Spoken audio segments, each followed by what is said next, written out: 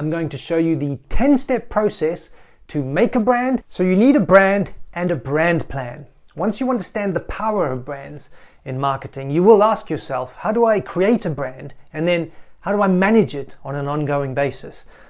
I will answer these questions.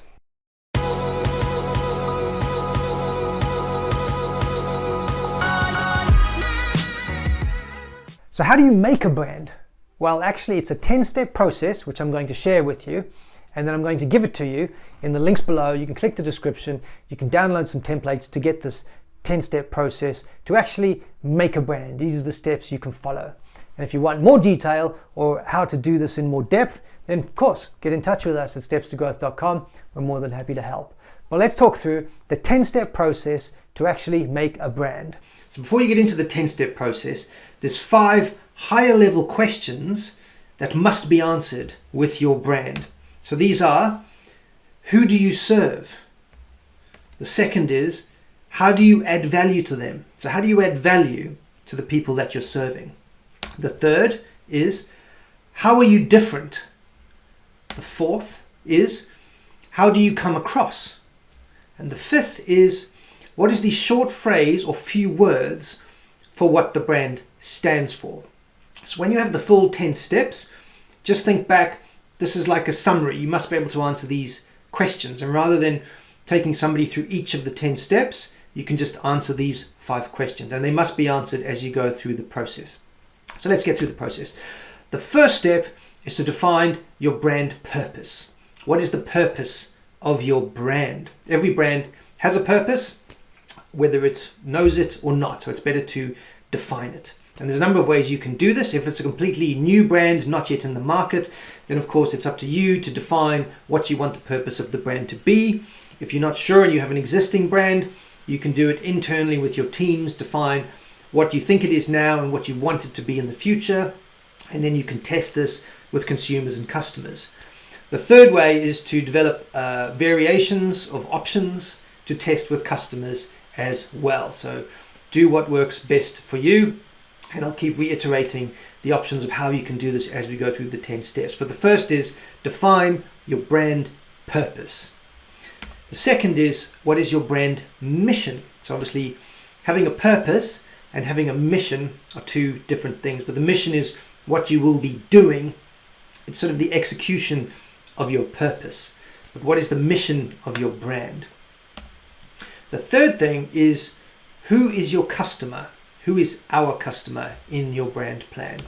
The fourth is, get the customer insight. What is the customer insight you have around your customers? And this then answers the question, who do you serve? So to answer that question, you have to know, well, who are we targeting? And get really zero in on, this is the person we are trying to sell to effectively. This is the person we are marketing to. And what do we know about them? What is the insight for what they need? What is the trigger for them to purchase something, to purchase our service or product? What is the insight about the customer that will eventually lead to a purchase? And then once you know who the customer are, the next tranche of the plan is to look at, how do you add value to them? And this is on 3 levels. The first is, what is the rational benefit you're going to give the customer with your product or service? And rational benefit is the logical thinking side of the brain. It's giving information to that part of the brain.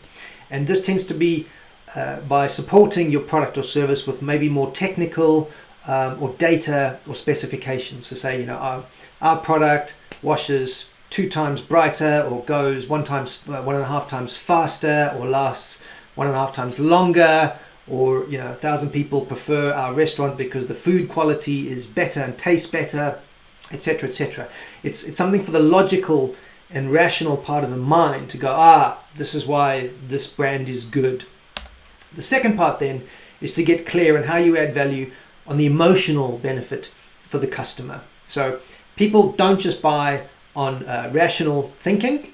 In fact, they do the opposite. They tend to buy on emotions and then back that up or convince themselves rationally afterwards. So they make an emotional purchase in many cases, not all, but many, and then come back later and say, oh, well, the reason I bought this was because it was a good product compared to others, and it was on sale, and they don't normally have that color, and etc., etc. So They justify it, they buy emotionally in many cases and then justify it rationally afterwards. Not always, but this is why you need to cover both.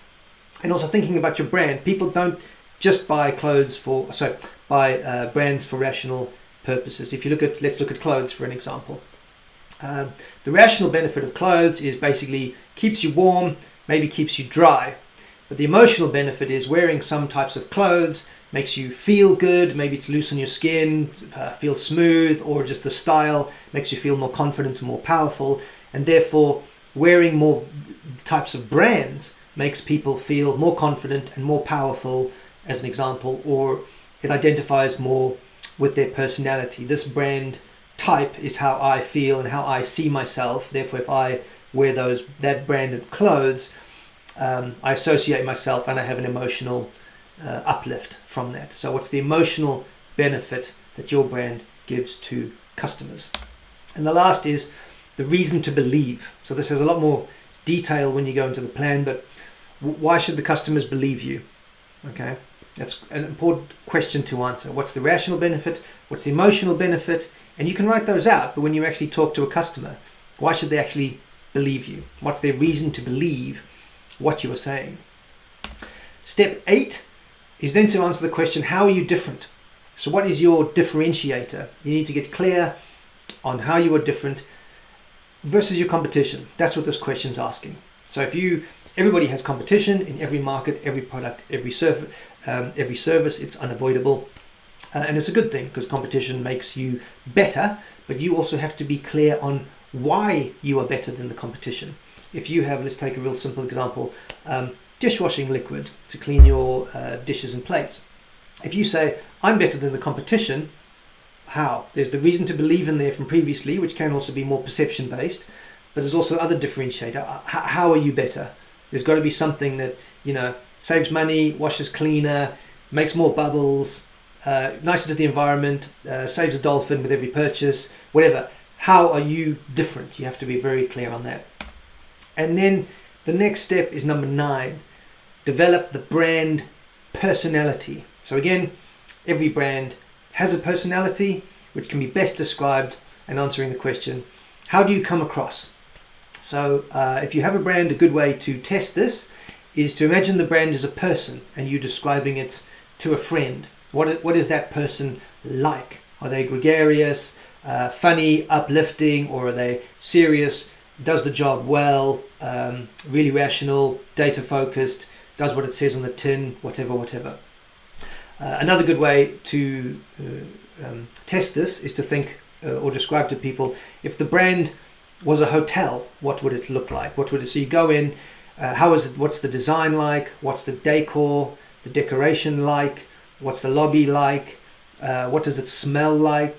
What kind of music is playing? Is it soft furnishings, hard furnishings?